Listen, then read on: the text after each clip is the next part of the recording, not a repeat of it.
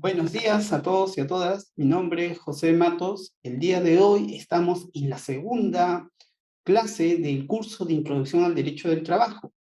Y en esta oportunidad vamos a disertar un poco sobre lo que es el contrato de trabajo y sus elementos y presupuestos.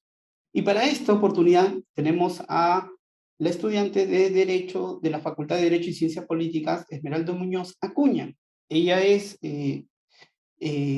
ganadora de la ayudantía de cátedra en Derecho del Trabajo. Asimismo, también es miembro principal del círculo o del taller de estudios José Matías Manzanilla. En ese sentido, le damos pase a Esmeralda para que pueda disertar con la presentación del día de hoy. Buenos días con todos. José, muchas gracias por el pase. Voy a pasar a presentar el PPT. Ya bueno, hoy una nueva sesión del curso que estamos llevando de Derecho de Introducción al Trabajo. Y bueno, el tema de hoy que vamos a abordar es el contrato laboral y sus elementos. Bueno, a modo de introducción, vamos a dar unas ideas iniciales respecto al contrato de trabajo.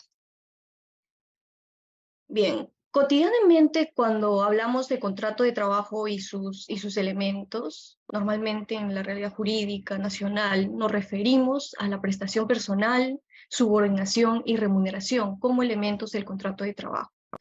Sin embargo, es una respuesta parcial, es válida pero parcial, ya que cuando hablamos de ello, pues no solo hablamos de esta prestación personal, subordinación y remuneración, sino que el contrato de trabajo involucra a dos partes, por un lado el trabajador y por otro lado el empleador, ya que puede que se cumpla con los tres elementos que ya mencioné, pero ¿qué pasa si es que el trabajador es un menor de edad? Entonces, estaríamos hablando de un objeto imposible físico y jurídicamente, ¿cierto? Esto pues generaría que la relación laboral no tenga efectos. Entonces, el objeto que ustedes quiero que tengan claro con esta introducción es que los elementos y presupuestos son ampliamente abordados, no simplemente es una prestación personal, subordinación o remuneración, sino que también involucra las partes que se desarrollan en el contrato del trabajo. Por eso, como primer punto, creo que es importante abordar los principios, ¿no? Los principios que rigen esta relación laboral. Y como principio fundamental, y creo que en todas las legislaciones se aborda, es el principio de continuidad. Mediante este principio no solo se analiza una duración continua o más larga del trabajo, sino que busca una protección, ya sea desde el inicio de entrada del trabajo o hasta el final de la misma, hasta el término de esta relación laboral. Entonces, toda legislación laboral se basa en este principio, ¿no? Ya que mediante este se busca que la relación laboral sea más larga y a la vez que exista una mayor protección que que en el caso sería que el trabajador no sea despedido pues de una manera injusta o súbita, que haya de por medio un despido arbitrario, ¿no? Entonces lo que busca este principio es dar de alguna manera protección tanto de entrada y de salida para el contrato de trabajo. Por otro lado, ya yendo al ámbito nacional, la legislación peruana, uno se da cuenta que en ningún momento pues eh, o en en un inicio, digamos, la Constitución del 79, acá para que puedan apreciarlo mejor, comparando la Constitución del 79 como la del 93, en la Constitución del 79 se reconocía expresamente este principio de continuidad y lo denominaba a todos los trabajos que tienen un derecho a esta continuidad laboral de una manera amplia. Sin embargo, cuando damos pase de esta legislación a la Constitución del 93, si bien una parte se regula en su artículo 27, nos dice que los trabajadores no pueden ser despedidos por causa injustificada, pero vemos acá que se ha vaciado el contenido de este principio, ya que solo da una protección al momento de salida del trabajador. a diferencia de la Constitución del 79 que regula de una manera más amplia este principio de continuidad. Pero ya en el 2001 el Tribunal Constitucional establece un precedente muy interesante y establece supuestos en donde los trabajadores tienen derechos a una protección y a una reposición. Es decir, no solo se les repara de manera económica, sino que también el trabajador puede solicitar una reposición al centro de trabajo. Adicional a esto, crea dos figuras muy importantes, que es por un lado el despido incausado y por otro el despido fraudulento. En el primero no hay una causa pues que justifique, cuando hablamos de despido incausado, no hay una causa que justifique el despido, es decir, que se despida sin una motivación. Por ejemplo, pasaba con los locadores, ¿no? Que realmente estaban desenvolviéndose como trabajadores y más no con este tipo de contrato.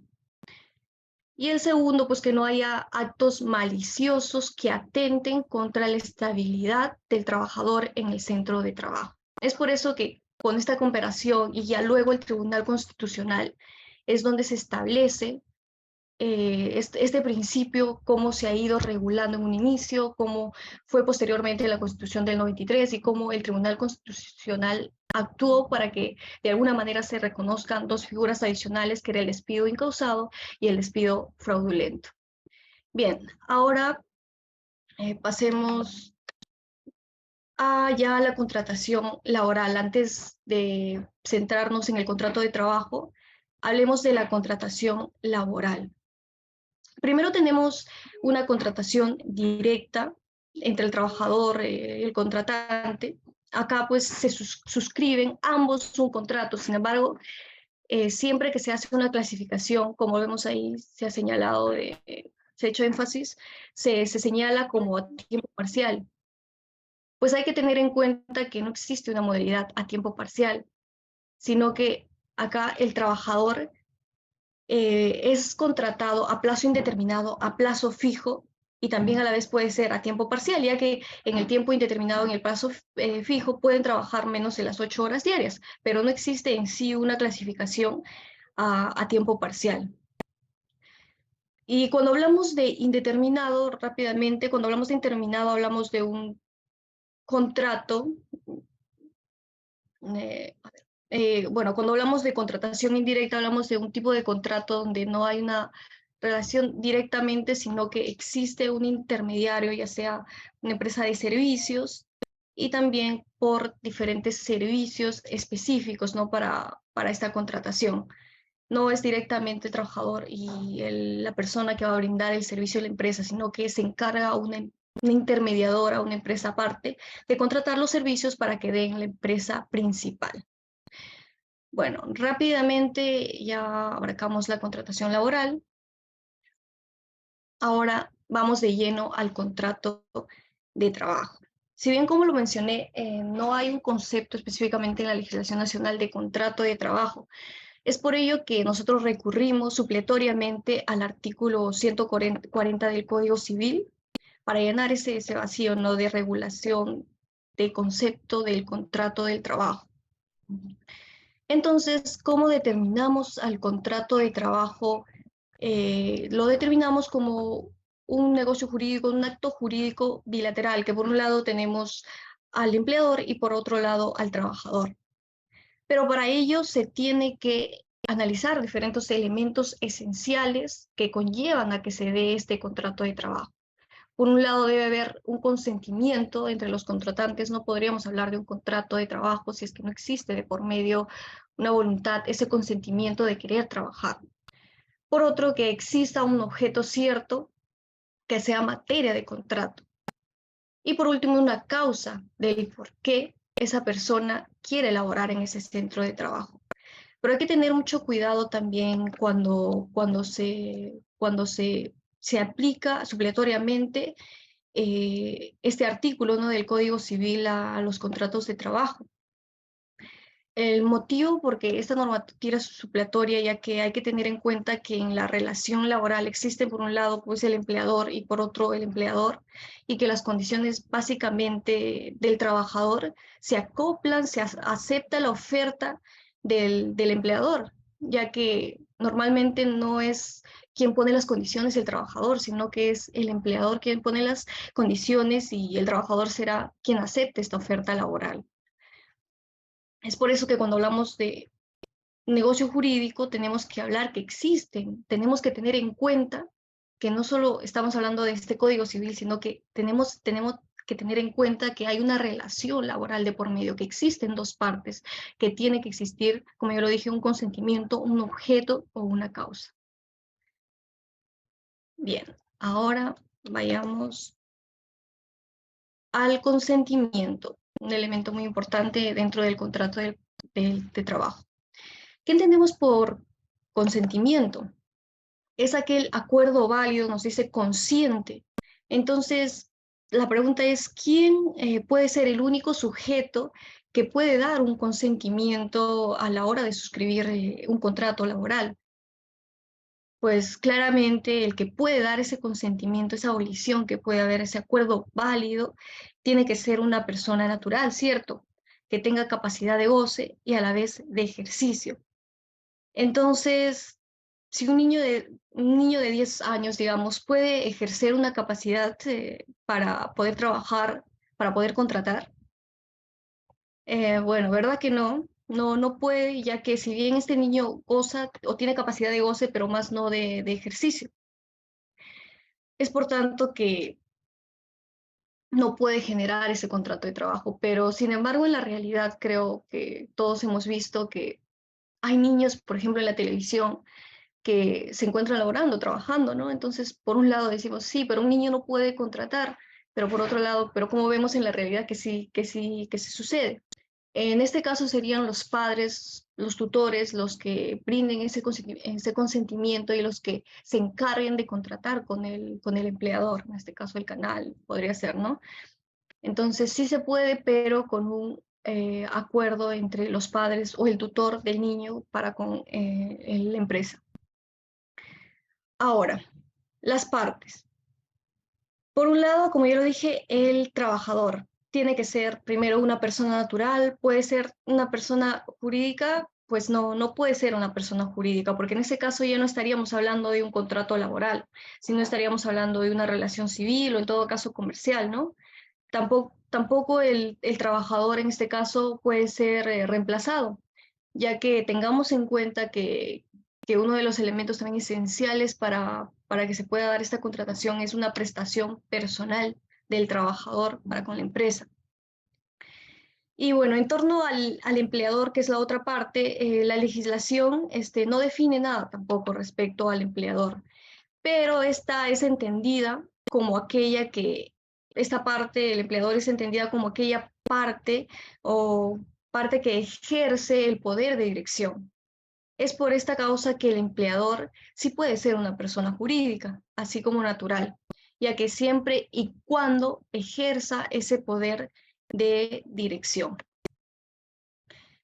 Por otro lado, también nos habla de que la manifestación del consentimiento puede ser expresa, ya sea de una manera escrita o ya sea de una manera verbal, y por otro tácita, si los hechos o signos externos revelan la voluntad de exigir, ¿no? De consentir.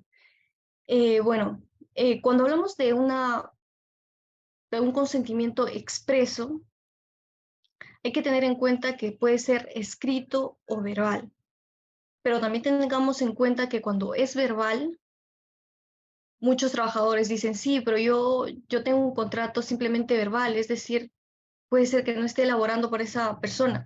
No, porque a pesar de que sea verbal, tú has dado ese consentimiento de querer laborar en ese centro de trabajo.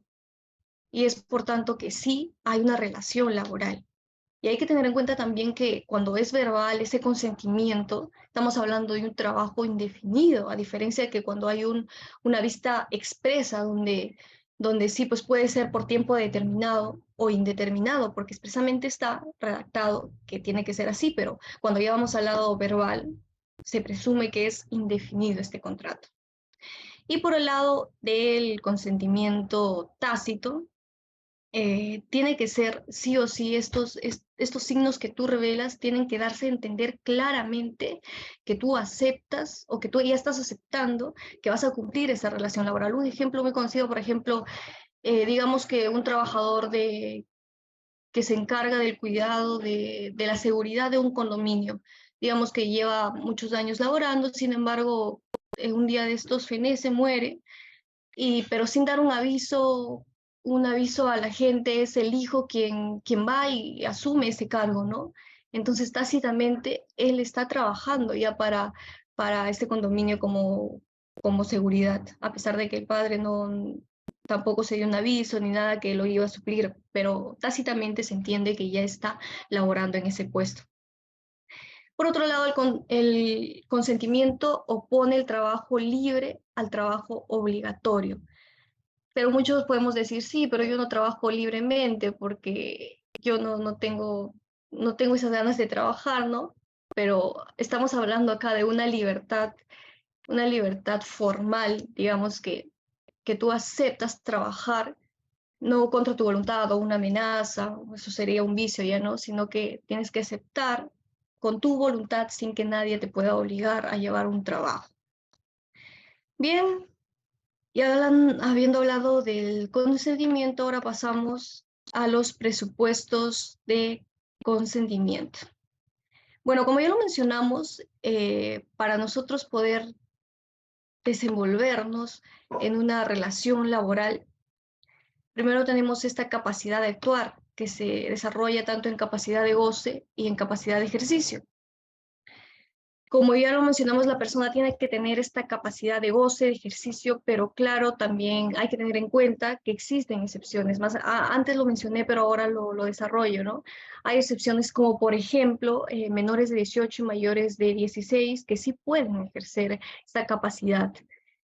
Por ejemplo, cuando están emancipados, también podría ser un ejemplo cuando los menores contraen nupcias, o en el caso ya que no es excepción, pero que son menores de edad que pueden trabajar, pero con el consentimiento o el permiso de los padres. Y para ello, claro, tienen que suscribir ese contrato a los padres, siempre y cuando se cumpla con distintas formalidades, y para que también un tema muy importante se puede evitar la explotación infantil, que es muy conocida hoy en día, ¿no? Para eso se pide diferentes formalidades ante la autoridad administrativa para que este niño pueda desenvolverse en alguna actividad y además que esa actividad no atente contra su vida o que no sea riesgosa. Por el lado de la abolición efectiva, hablamos de una declaración propiamente y la ausencia de vicios. No tiene que haber vicios, es decir, busca que esta abolición no tenga ningún vicio al momento de poder contratar. Es decir, vicios por un lado que afectan el conocimiento y por otro lado vicios que afectan la voluntad del contratante. Cuando hablamos de conocimiento hablamos pues de un error o puede ser un dolo, y cuando hablamos de voluntad de la intimidación o de la violencia. Cuando hablamos de error, a ver un ejemplo, cuando encontramos error. A ver, podría ser cuando una persona, yo o cualquier otra persona va y quiere contratar con una empresa o ve una oferta de trabajo, ¿no? Que dice, te vamos a contratar, te vamos a pagar o vas a tener una remuneración de $2.500. Ah, genial, yo voy y al momento de suscribir el contrato me doy por la sorpresa de que no eran dólares, sino que era 2.500 soles. Entonces ahí existiría un error, invalidaría, ¿no? Por otro lado, a ver, analicemos el dolo. Un ejemplo de cuando hay dolo en este presupuesto de consentimiento para la contratación laboral podría ser un caso muy conocido de un gerente donde estaba laborando en un centro de trabajo y le llega otra oferta, ¿no? Otra oferta con un sueldo mucho más cuantioso al que percibía en ese momento en el trabajo donde gozaba de estabilidad laboral. Entonces optó por ir a esta nueva oferta, y entonces al momento ya de firmar el contrato, firmó, todo estaba trabajando y al mes lo despiden, le dicen que no superó el periodo de prueba y que no puede desenvolverse más. Entonces, ¿qué dice este gerente? Dice, pues está atentando, ¿no? Atentando contra mi integridad, contra mi trabajo, porque yo tenía un trabajo que ya era estable en ese momento. Básicamente han actuado para causarme daño y decidiendo despedirme o votarme al mes de haber estado laborando. Y bueno, por otro lado, los vicios que afectan a la voluntad del contratante. Tenemos por un lado la intimidación y por otro la violencia. En el caso de intimidación y diferencia de la violencia, creo que ya le hemos tocado esos temas, los que estudiamos derecho en los primeros años, también en derecho civil. La intimidación, a diferencia de la violencia, es cuando se dan acciones que condicionan a mi actuar. Por ejemplo, Juan me dice, tienes que firmar ese contrato de trabajo porque si no tu mascota va a morir o una de tu familia va a morir.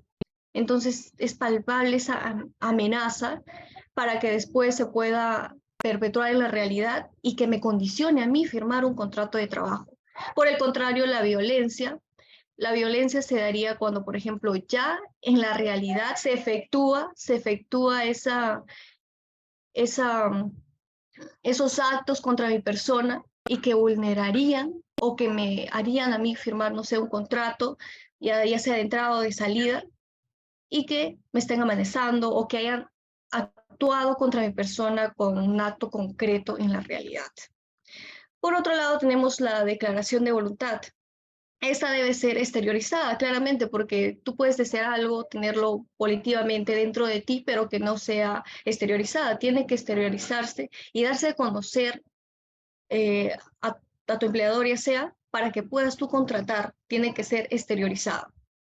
Asimismo, que la concordancia entre esta voluntad interna que yo tengo, ese deseo de querer trabajar, y la que se declara estén conjuntamente, ¿no? Cuando existe esta concordancia, pues imaginemos que simplemente yo tengo una voluntad interna diferente, pero la que declaro sea diferente. Ahí pues estaríamos ante un caso, puede ser que estemos ante un caso de simulación. Y los casos de simulación son muy conocidos, ¿cierto? Una cosa se dice, otra cosa es en la realidad. Bien, ahora pasemos al objeto de trabajo. En el objeto hablamos en el derecho del trabajo que existe un doble objeto. Por un lado tenemos una prestación laboral, que es un interés del empresario, y por otro una prestación salarial, un interés del trabajador. Es decir, estamos hablando de una fuerza de trabajo y por otro lado de una remuneración, de dinero, ¿cierto? Pero la pregunta que siempre surge es, ¿existe autonomía de ambas partes en la determinación del objeto del trabajo? Pues normalmente en la realidad, en nuestra realidad o en cualquier otra realidad, no es así, no existe autonomía por parte de ambas partes. Existe sí por parte del empleador, porque es el empleador quien oferta este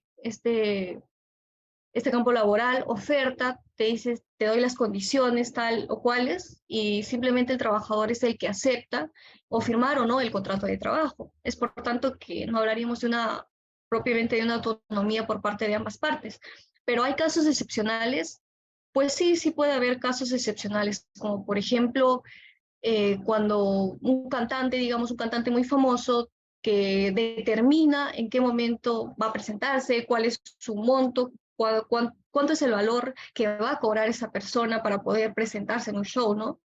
Son casos muy especiales, pero que sí se dan en la realidad.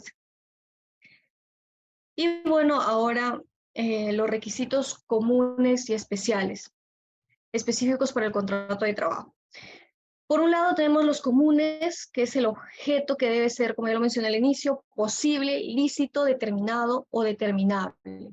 Cuando hablamos de un objeto posible, un objeto que se pueda dar en realidad, que sea posible de darse en la realidad, porque yo no puedo decir de contrato para que trabajes, no sé, en la luna. Es imposible, ¿cierto?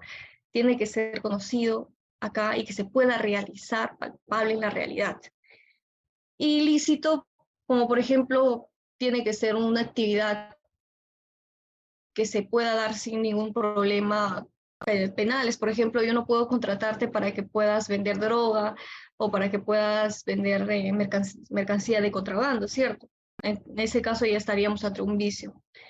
Y determinado es que la realidad sea una cantidad que se pueda determinar, porque yo no te puedo decir, sí, confeccióname 1000 prendas en un día, o, o que no te pueda dar una cantidad específica de las que tú puedas realizar. Tiene que ser determinable en ese momento o cuánto es la cantidad de que se deba llevar en este contrato de trabajo.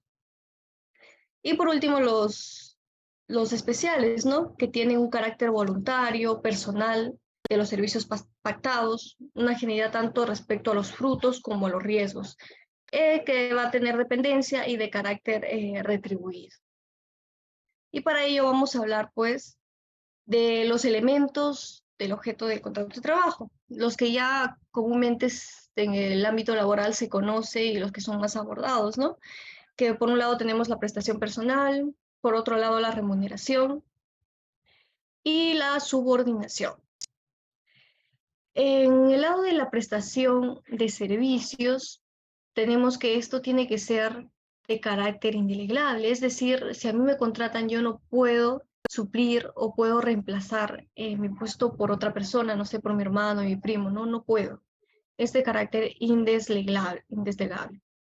Tampoco admite auxiliares o subcontrataciones. Y por el lado de la remuneración, esta contraprestación por el servicio prestado ya puede ser en dinero o en especie. A veces surge un problema cuando te dicen te van a pagar en especie, ¿no? ¿Cuándo me pagarían en especie? Si va a ser de libre disposición, ahí surge el problema.